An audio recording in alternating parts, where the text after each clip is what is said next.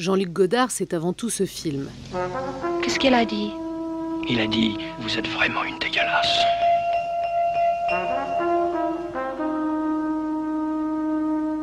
Qu'est-ce que c'est dégueulasse? À bout de souffle. Une révolution cinématographique, le symbole de la nouvelle vague et la mise en avant d'une jeunesse qui, quelques années plus tard, fera sa propre révolution. Jean-Luc Godard, une vie de révolution. Né en 1930 à Paris, dans une famille de la haute bourgeoisie protestante. Le père est médecin et la famille le suit, en Suisse, au bord du lac Léman.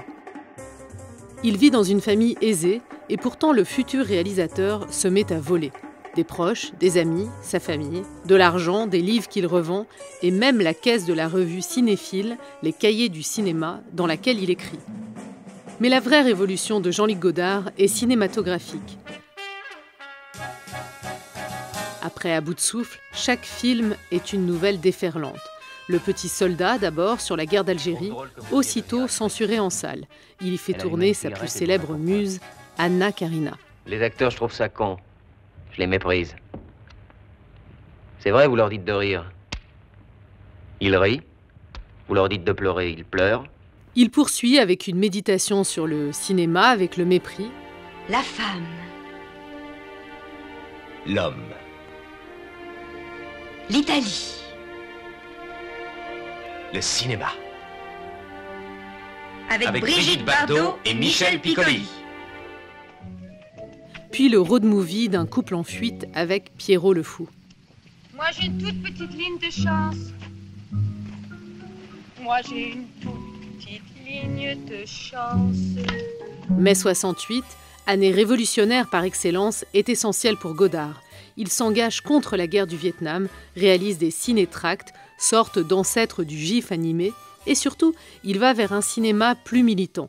Anticapitaliste avec 2 ou 3 choses que je sais d'elle, critique des maoïstes avec La Chinoise, ou encore un western marxiste-léniniste, Vent d'Est.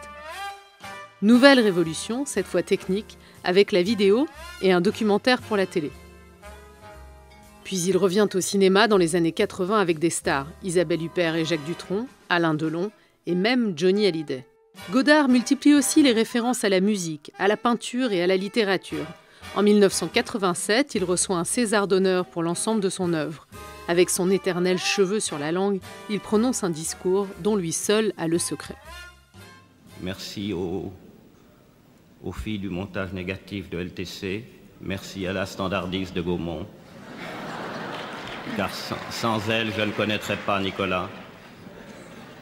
Merci aux employés de la banque OBC. Enfin, Godard a opéré une révolution au sens astronomique du terme, comme un astre qui revient à son point de départ. En 1977, il est retourné vivre avec sa compagne, Anne-Marie Miéville, dans sa Suisse natale, à Rolle, tout près de la ville de Nyon, où il a passé son enfance. Au cinéma, il revient sur son art dans JLG par JLG, ou le monumental Histoire du cinéma. Film socialisme, présenté à Cannes en 2010, est un adieu à ces 2 utopies, le cinéma et le socialisme. En 2018, il présente le Livre d'images, film expérimental sur le monde arabe qui remporte une Palme d'Or spéciale. Godard ne s'est pas déplacé, mais il est bien là, avec son cigare et ses fulgurances, pour une ultime révolution. Est-ce que vous avez trouvé le prochain titre? Parce que vous avez dit déjà que vous partez d'un titre pour faire un film. Non.